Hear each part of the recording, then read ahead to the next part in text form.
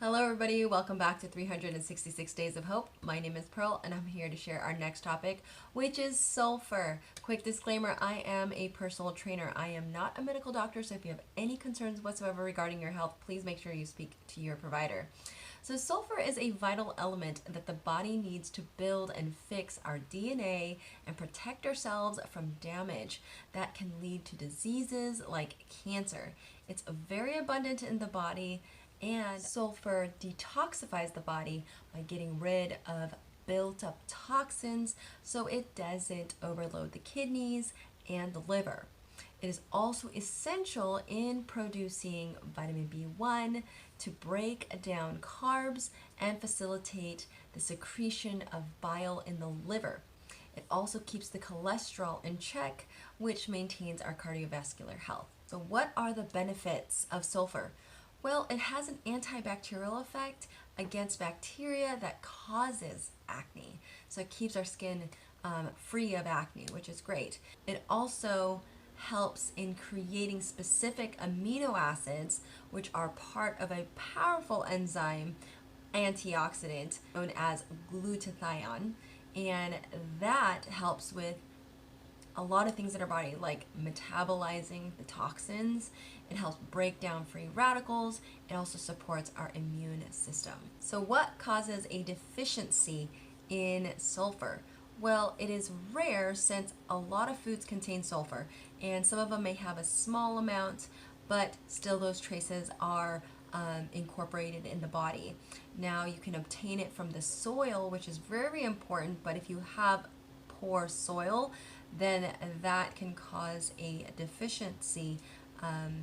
And so generally the symptoms of someone who has a deficiency would be acne, maybe arthritis, brittle nails and hair, as well as depression. Maybe you have itchy skin and scalp.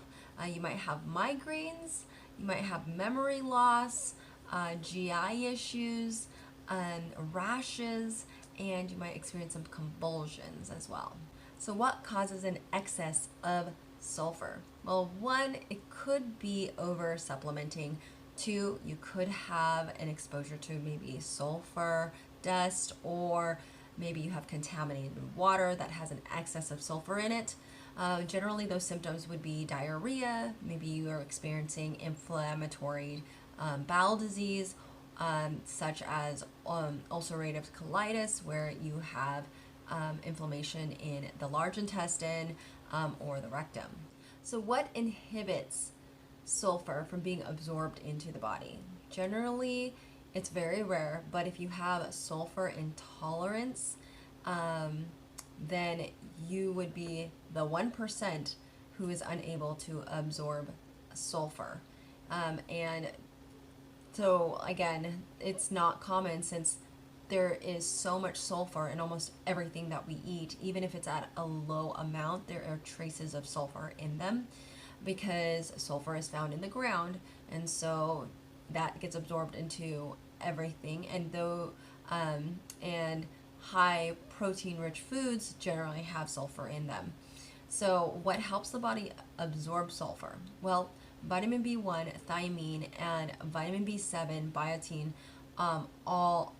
both of those vitamins actually contain sulfur in its makeup, and so that gets absorbed into the body. Also, like I mentioned, protein-rich foods also contain higher amounts of sulfur, so those get absorbed into the body. If you have glucose, that's going to help absorb it in the form of ATP. So as it enters into the small intestine, that's going to then create all of those, chemical reactions for it to create those 4 amino acids, and those amino acids then get converted into enzymes that the body needs. And one of them is glutathione, which I had mentioned earlier. So what are the 3 foods? Well, this time around, it was really hard to be able to find like 3 foods per se that have high sulfur, because it's going to be dependent on the quality of the soil. But I am doing categories instead. So what are the 3 food categories? Well, one of them is allium vegetables, which basically are your garlic, leeks, and onions.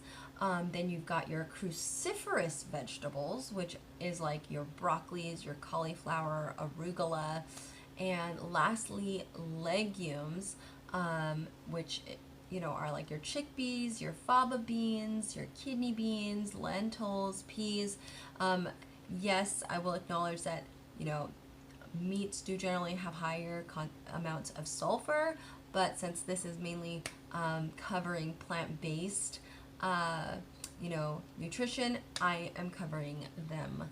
So, with that said, guys, may you live, thrive, and be healthy. Take care. Bye.